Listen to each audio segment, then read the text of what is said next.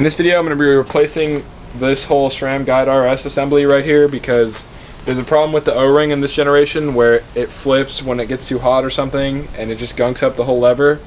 So I think they were replacing it under warranty, but this is really old and I got this bike used, so I'm just going to be replacing the whole thing. I couldn't find jack diddly squat about replacing this whole thing online, so I'm just going to go off of what the bike mechanic told me to do, which is pop it off the handlebar, obviously, pop this, unscrew this, and then just put in the new lever, which I have over there.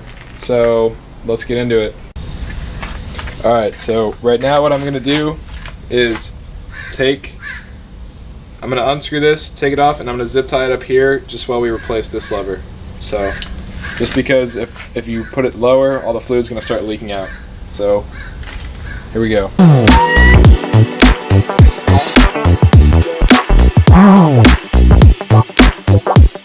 So there, you can see the fluid is leaking out. I'm just going to zip tie this.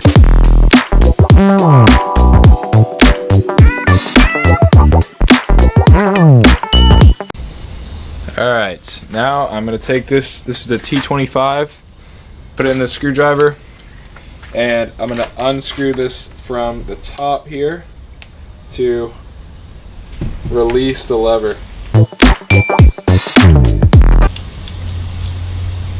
Okay, careful, delicate operation.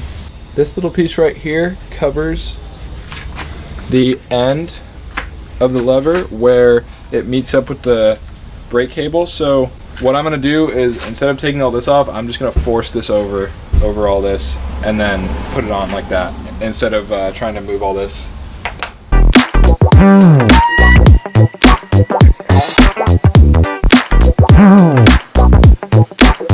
Yep, there we go. We're good. So the brake assembly comes with a new piece to put on the end of the cable right here, but I'm going to be leaving the old one on since I'm not replacing the hosing or the cabling, whatever you want to call it. I'm just going to leave the old one on here, and I'm going to see if that works. If it doesn't work, obviously I won't put this part in. Now I'm going to loosen up this T25 again, and I'm just going to slide this bad boy in here.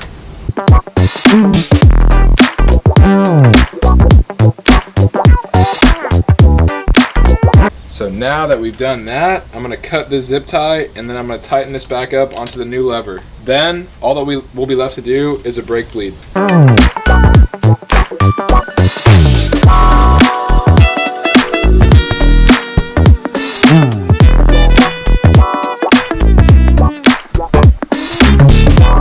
Alright, that's pretty tight now. I'm not going to force it anymore.